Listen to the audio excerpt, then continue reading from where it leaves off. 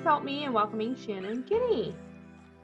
Hey, excuse me. Thanks for having me. Sounds like it's been a really great energy tonight, so I'm excited about that. And looking forward to talking with all of you. Oh, and Terry just left all of her contact info in the chat box. So if you guys are looking for that, definitely visit there. So tonight we've had a few sessions where we're talking about you and your story and your target customer. And we had a lot of fun doing those. Tonight, we're going to talk a little bit about terms that are really a little bit more businessy, right? We're going to look at market opportunity and then how to capture that opportunity. So if it feels like we're getting a little nerdy, I want you to power it out and stay with me, because this is a really important part of the process in terms of really thinking through how to pull your marketing plan together. And I can tell you that in the wake of COVID and how the economy is so different now, it's even more important. So I'm calling tonight's section Capturing Opportunity. You can get these slides right on the Machia Savings Bank Small Business Academy website. That's available for you if you want them for today.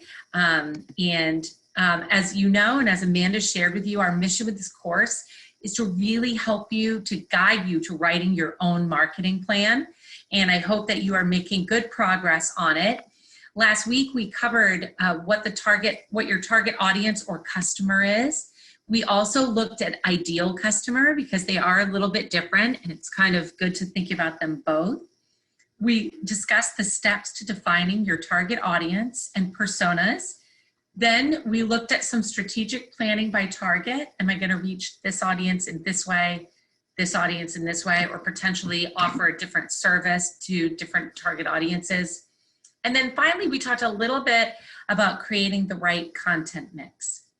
Tonight, we're going to pick up right where we left off and look at what niche or what nice role do you fill, and why should customers work with you? So if you go back to our story session a couple of weeks ago, remember the customer is the hero of your story. So what is the problem? We talked about what the problem is we solve for them. And that's really a lot of what we're exploring today. Again, what niche you're filling, what's the size of that market?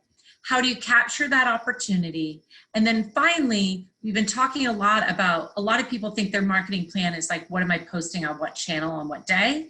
And that is definitely part of it. So we're going to wrap it up with that part, which is which channels or marketing outlets are the right ones, because depending on your market size and opportunity, there may be very different answers there for all of you. So that's what we're going to cover this week. So where I want to start today is, where do you fit? A lot of us started businesses because we have a particular skill or we like to do something. Like maybe I'm a great cook, so I open a restaurant. Maybe I'm passionate about crafting, so I start selling my products. Like a lot of us are motivated by some desire to either solve a problem or to create. Or in Terry's case, like take her natural gift and apply it to business. So those things are really a big part of entrepreneurship. But the real thing is, as we all know, business ownership is totally not glamorous. If somebody wrote your job description that you have to do all the work and might not get paid and you can't sleep at night, you have to work every day. If somebody wrote that job description, you probably wouldn't take it from another company. Like being a business owner is a tough gig, right? And so you're doing it because you're passionate about what you're doing, which is great. But the way to really take your business and make money is to make sure that what you're passionate about doing is actually serving a big enough need that you can create the revenue and the growth that you want.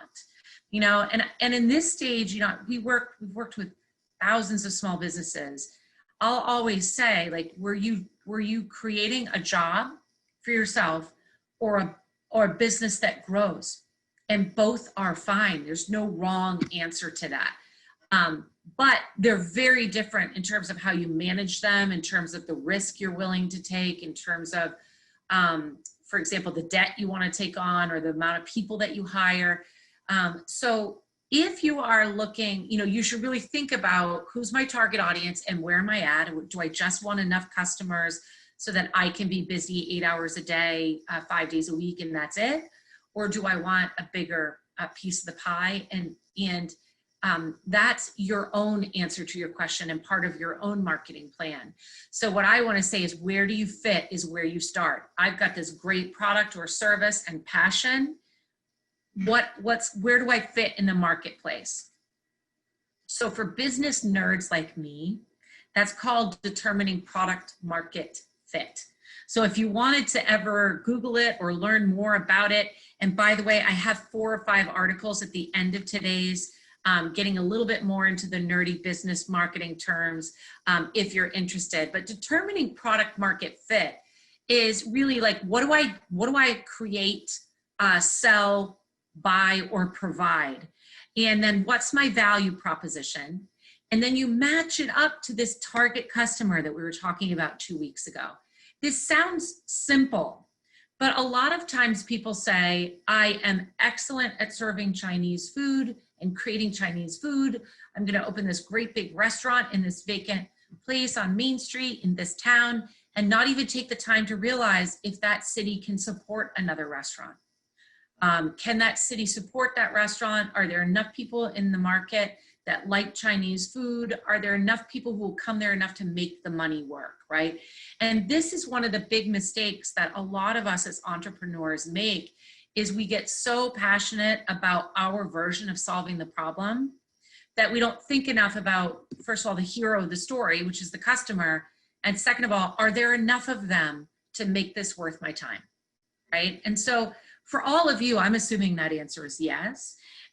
But what you want to go through in this section is really saying, okay, this is my target audience that we discussed last week.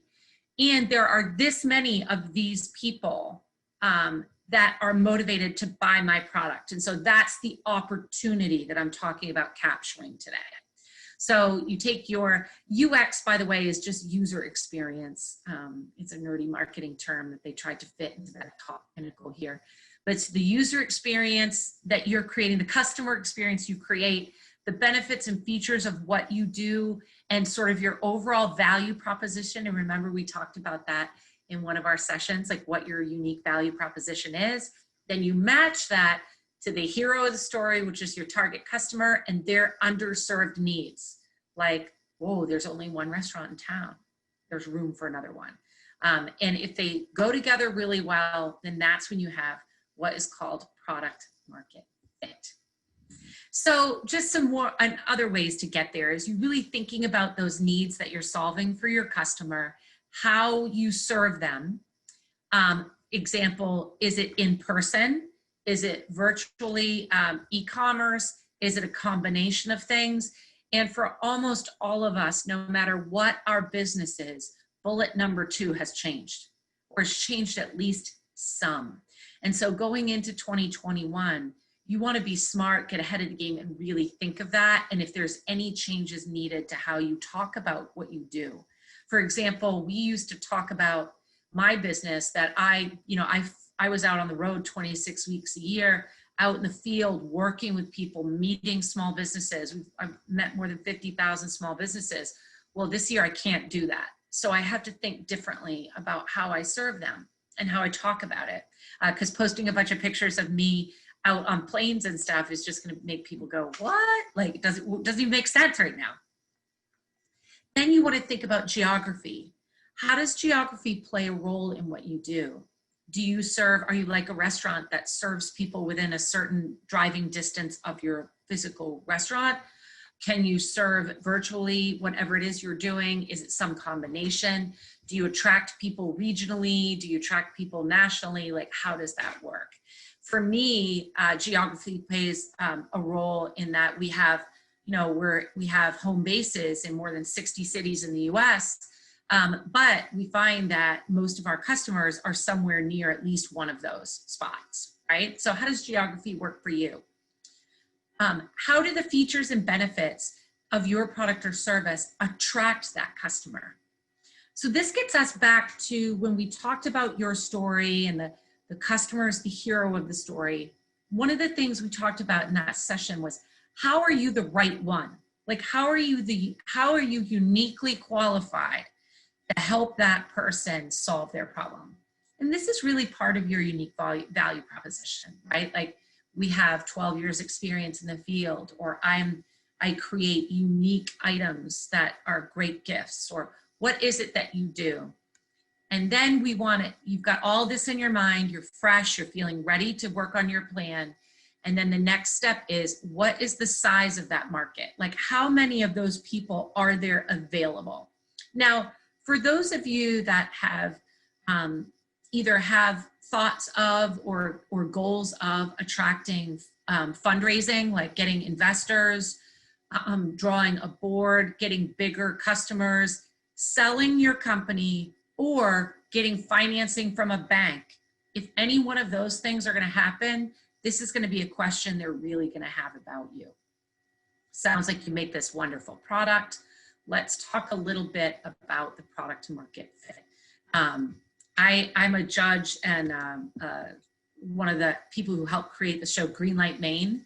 And this is one of the things that we always coach them on before they go live on camera. Do you know your numbers? You know, do you really know what your value proposition is? And talk about product market fit. Because that means that the problem you're solving, there are enough people out there who need that problem solved and want to do it, like are motivated to want to solve the problem. And that's when you've got a real sweet spot. So I just have a couple more slides to sort of describe this in more detail. You know, understanding your sort of market size helps you look at things in two ways. Like, what's the addressable market? Meaning there's this many people in the United States that like hot dogs or whatever. And then there is your available market, which is, here's about how many of them are really going to call me. So hold on. Oh, Leanne said Greenlight Maine is a great opportunity for small businesses. You are so right. And we are just getting ready to swing into season 6 for Greenlight Maine, and we're doing it virtual this year. We have an incredible lineup of things happening. So definitely keep following the Greenlight Maine social media channels, because you're going to see some big announcements coming in the next couple of weeks there. So thanks for that shout out, Leanne. So available market and addressable market. Now, I'm getting a bit into the marketing weeds, and I'm sure there are a couple of you who are like, ew, this sounds like a business class. And this is, you know, I just want to serve people within 5 miles of my place in Stonington or wherever.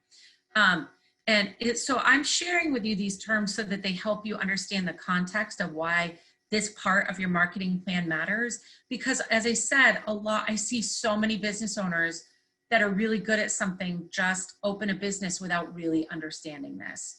But if you don't want to go into deep detail in your plan about it, I get it. Just understand that available market, everyone that could or would buy your service, like everyone in Knox County. Addressable market, okay, how many of those people in Knox County are realistically going to come to me? Well, I don't want kids. I don't want, you know, I want people just this age range and likely just this distance from my store kind of things. So just a little bit more on that. I always, you know, the addressable market and then your potential target market is a subset of that, is essentially what I'm trying to illustrate for you, and make sure that you're thinking about it. Now, remember our example from last session that Jessica referred to, the spa. When I asked her who our target audience was, she said women, right? Total addressable market, or total available market, women. Well, what size, what age, where do they live? All women. We love all women. Got it, right? So that is really her total available market for the most part, although she was missing the men who bought gift certificates. But let's set that aside. That was really her total market, right? And it wasn't thinking through the sweet spot of who are the ones that spend the most, who are the ones that realistically are going to have a reasonable lifetime value with you, like come back a few times, spend some money. And that became her available market. And then the minute we really got that and focused in on that area, all of her marketing started working better. The business transformed completely, like we talked about last time.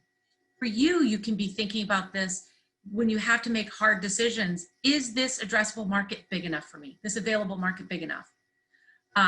In the case of, I'm trying to think of another business we've worked with, Loyal Biscuit is a pet store. They have, I think we have 8 locations in the state now. When she started, she had one store, super passionate about it. It was here in Rockland, great following, people love her. She's awesome at what she does, like really good. But what she started to learn was that there wasn't enough available market in Rockland for her to be competitive, because she couldn't keep her prices low enough, because we have Walmart, the grocery store, and her foods and products are going to be higher quality for pets. But because she couldn't buy at scale, she couldn't buy in enough bulk, she couldn't get advantageous pricing. So sooner or later, she learned that she could build her business in Rockland, but to really make it work, she needed more than one store. So then she added one more, got better prices, found another little available market. That's how she grew to multiple stores. That even though hosting multiple stores was a lot of risk on her side, she learned that to really serve her markets, she needed that kind of scale, right?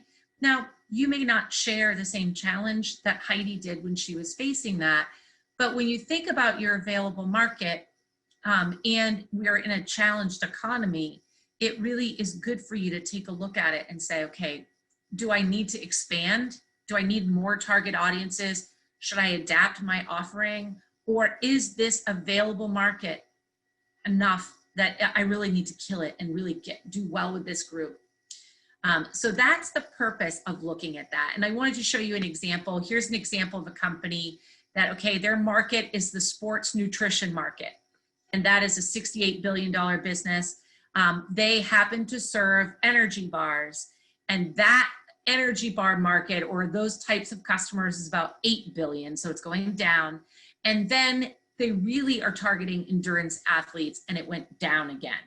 There's nothing wrong with that, but it lets them know we're speaking about sports nutrition, we're selling energy bars, but we're speaking the language of and focused entirely on endurance athletes.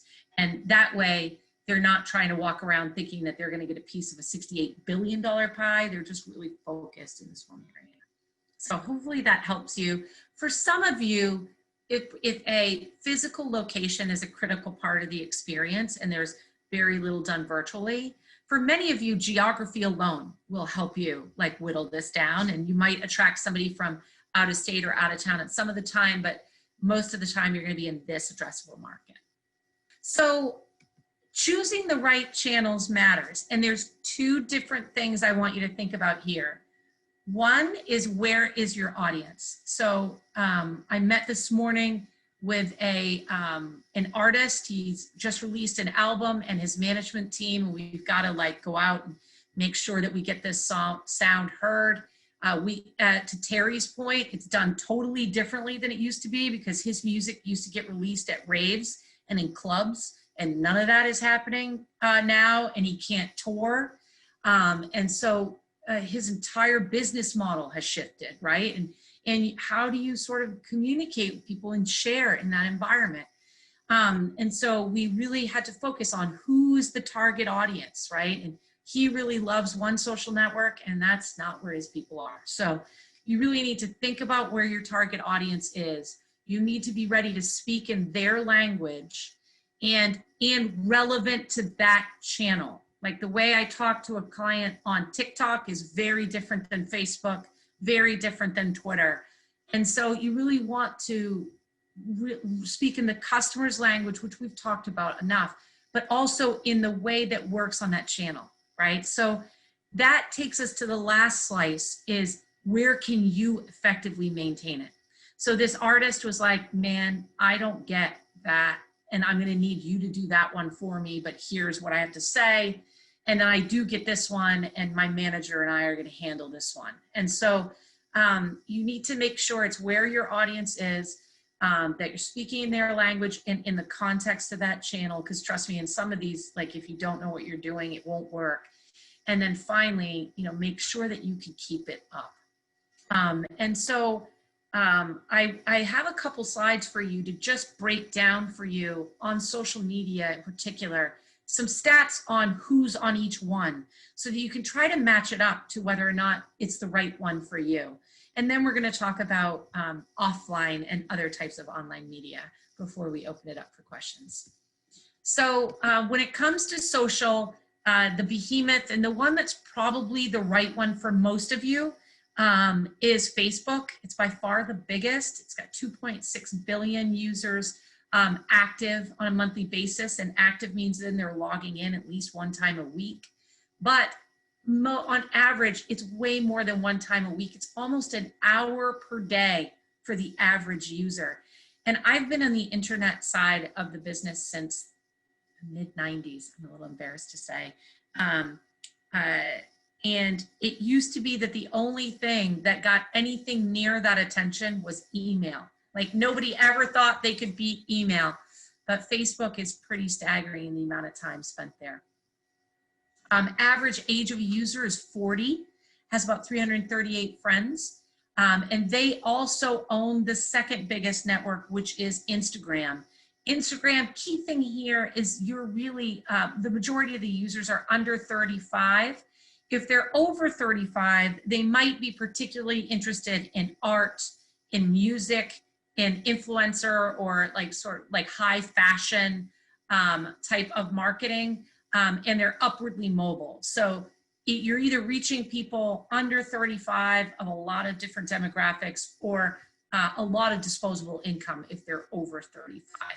Between Facebook and Instagram, they're dominating about 30% of all time spent on mobile devices in the US. So there's a lot of action here. And the advertising, the paid section is the same platform between the two of them. So you can target people on both, even if you only have a profile on one. And there's a lot of power. They know an awful lot about you. So you can find just people who like EDM music, go to clubs, are fans of this particular person, and so on. Like you can get really deep in there. Twitter is a very powerful tool, especially for social listening.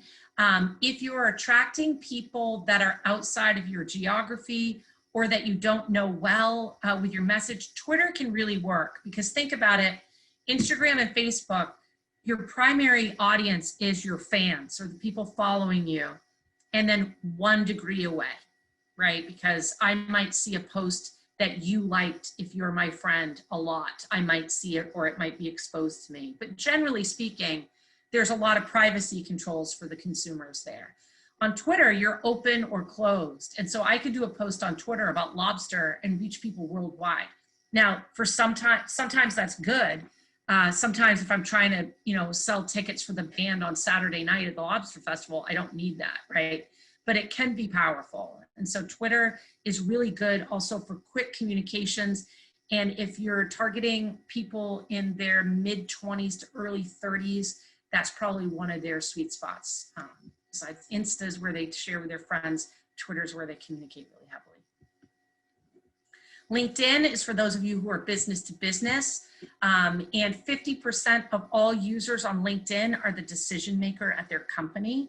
So the people who write checks party there, and that's a real sweet spot. It takes a totally different vibe. You don't talk about your kids or your or the cake you baked over the weekend here. Here you're talking straight up about how you help people make money, or how you help people generally in business. YouTube isn't really a social network, but I think of it as one because you can build followers, audiences, you can like and share content, but it's really the second largest search engine in the world, which is owned by the first largest search engine, which is Google. And so YouTube is definitely not something to overlook. And that musician that I was meeting with this morning, I shared with him that all his views on YouTube are actually coming from his record label, and that his own channel wasn't even optimized or set up properly so anyone could find it.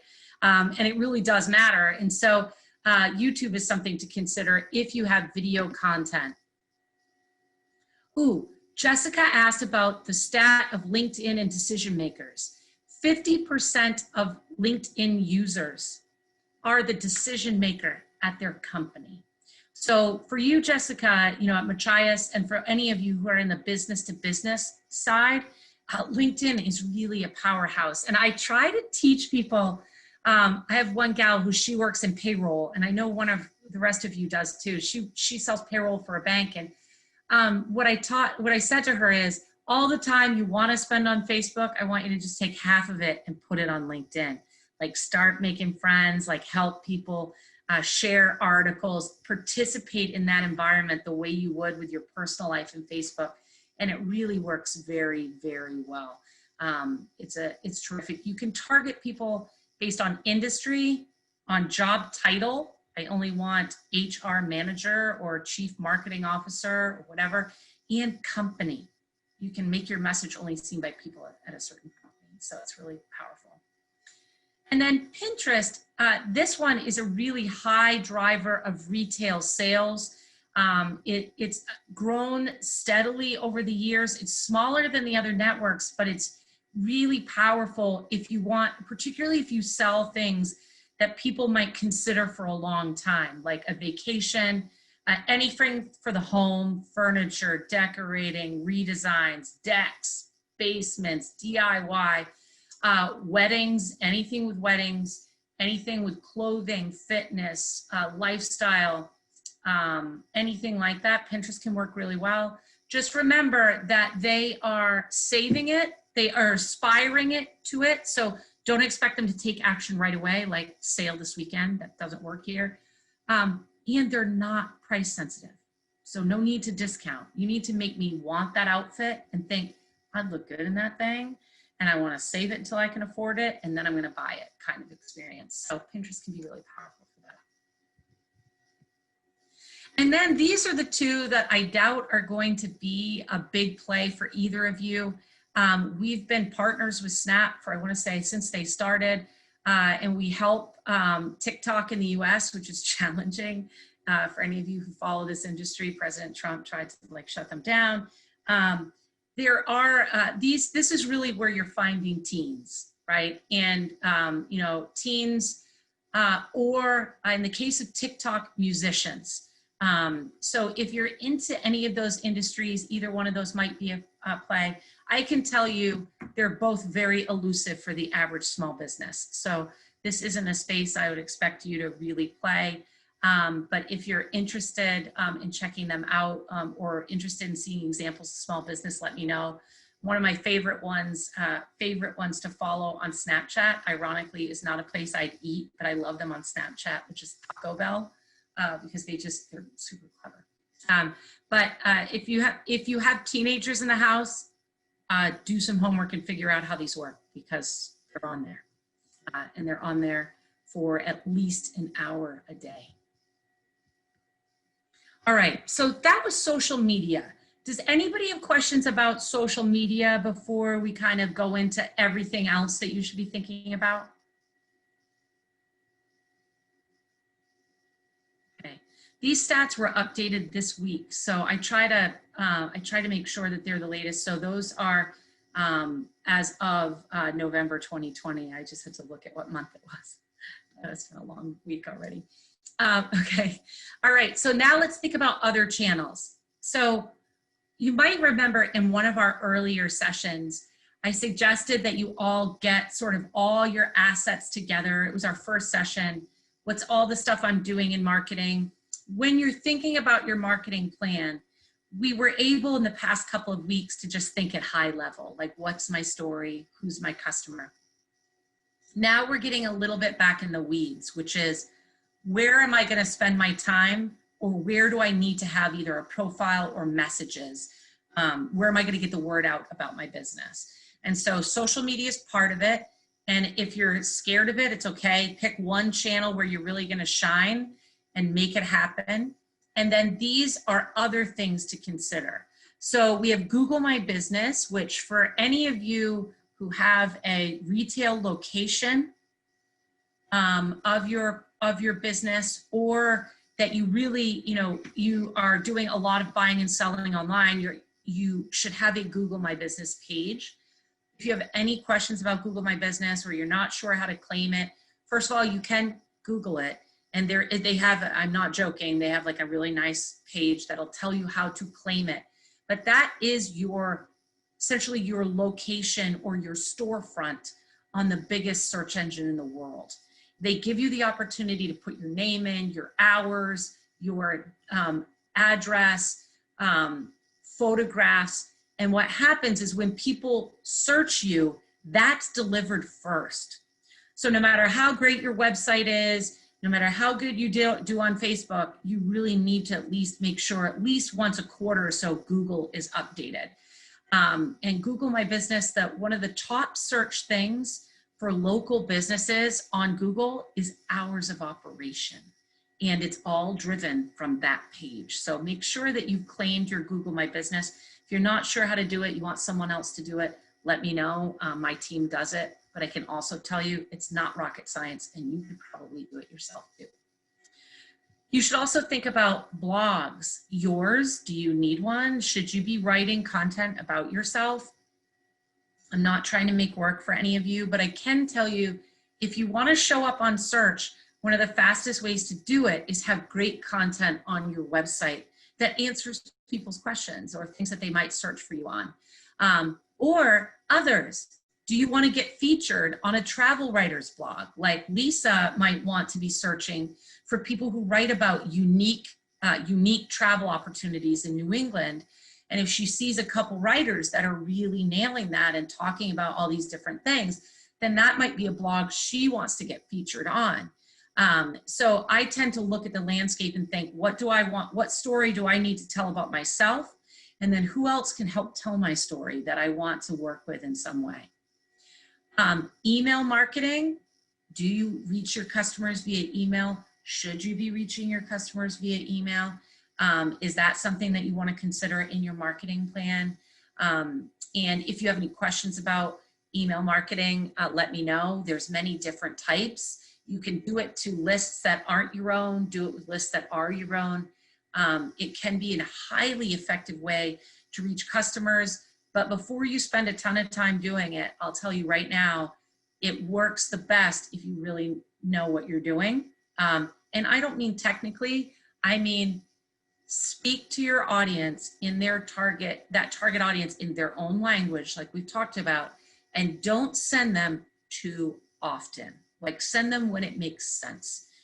Because I'm sure all of you get spammed by people that you don't want to hear from quite so often, and it's very annoying. But if you do a good job, they convert really well. You know, we use it for several clients and sell a lot of product that way. I have one client that about 30% of our retail sales are coming through email. Your website, how does it fit? Anything that needs to be done in your plan? Is it mobile friendly? Is it updated? Does it have the functionality you need? If so, does it just need some new words on it, new copy on it? What needs to be put into your plan about your website, if anything? And then I'd encourage you to think about distribution sites. And this would be any place where your name is mentioned, you have a profile, you sell products, or you have a listing or people are leaving reviews about you. So Google My Business would be one, but it could be your Chamber of Commerce or a trade association. You might have a listing for your business on it. And look at it each year, make sure, does this even represent everything that I do? Or do I have better photos? Should I update the photos? Should I talk more about other things that I'm offering now? Like update those. Etsy, Amazon, eBay, Google, anywhere you're selling products. Zillow or Realtor are good examples of real estate ones. There's probably, I'm sorry, Google just started talking to me. She thought I had a question. What's that? Your industry may have them, like real estate has Zillow and Realtor. It may be something totally different in your industry. TripAdvisor might be important to you, Lisa, for example. And then there are review sites like TripAdvisor, Angie's List, Yelp. Take a look at and make sure you know where you are, where you put yourself, and that you've updated and claimed anything that you need to. And then offline, what ads are you doing? Like, you know, are you doing any traditional media ads? What do your signs look like? Are there location signage? Like, do you, like for our roofer, we print, you know, hundreds of job signs and you'll see them all over town where he's, you know, got jobs going? Or do you have a vehicle that has your brand on it? Anything like that. Any events that you host or sponsor. It might be an event that you're in, event that you're sponsoring. It could be a little league team that you put your logo on t-shirts, and then anything else in the community. So what you're going to do with the answers to all these questions in your marketing plan is, you know who your target audience is. Then in this session, we're saying, okay, there's about this many people of them and they're in this geography, or my addressable market that I can realistically hit is this. Then I'm going to go find these people with marketing messages on LinkedIn, on Google My Business. I'm going to do a couple of blogs to establish my expertise in that space. And I'm going to update my chamber listing. I'm going to put some new signs in the bank to let people know that we have this mortgage offering. And then I might want to sponsor something in the community for first-time home buyers, because that's my sweet spot, right? So that's really what you're doing with all these things. And it allows you to focus yourself. I could tell you, one of my clients gave me a piece of feedback that I didn't expect about this process, in that he said, this makes it really easy to know what to say no and yes to all year long, right? Like, you might get solicited by somebody who wants you to, you know, sponsor a little league team, or somebody who says, I want you to put your ad on this placemat at the diner, or I want you to buy these pens, or I want you to be in the yellow pages or the radio or whatever. And when you've really thought all of this stuff through, you have a clearer vision about where you should spend your time, your money, and how it relates to your business. Because, you know, sometimes you just say yes when somebody shows up and demos this new app that they want to put an ad for you on, and it sounds like a great idea, but it doesn't. You've spent some money now and it's like splintered off and not related to the big picture of your business. And so that's kind of the purpose of your marketing plan, is to help you focus your efforts and make sure that all your time, energy, and money are really focused in what's going to bring you the biggest bang for your buck. And I know, you know, we got a lot of feedback about the spa example of last time. And remember her when you're thinking about this, because we could have been only focused on women and she could still have water features in her place and a pink brochure. Now it looks like a really chic doctor's office in there, right? Like, it's like a doctor's office with leopard print chairs. Like, it's a very different environment because she's really zeroed in on what works for her and where her addressable market is. And that's really what I want you guys thinking about today. It also told us that even though certain types of marketing like Instagram are very image conscious, her average age of her client is still on Facebook. And so we know we need to spend more time there. Hold on, I get a question. So now we're really getting into your homework and wrapping it up, because I know we're close to time. Think about your product market fit. How am I fitting? And what's the market I'm hitting, and what's the size of that market? And then how am I going to find these people over the course of the year? And then in our next session, we're going to talk about strategy and making the most out of your opportunity. And it'll be we'll go back up out of the weeds and be a little bit more big picture about how you can really maximize your opportunity. But this week, let's think about the size of that market and how we're going to find that. Here are 4 different related articles if you're interested in that kind of thing. So estimating your market size, and I put startups and more established companies in because that's been a question before. If you're interested, and if you have any questions about it, don't hesitate. I can answer questions now, or you can hit me up via email between now and next Tuesday.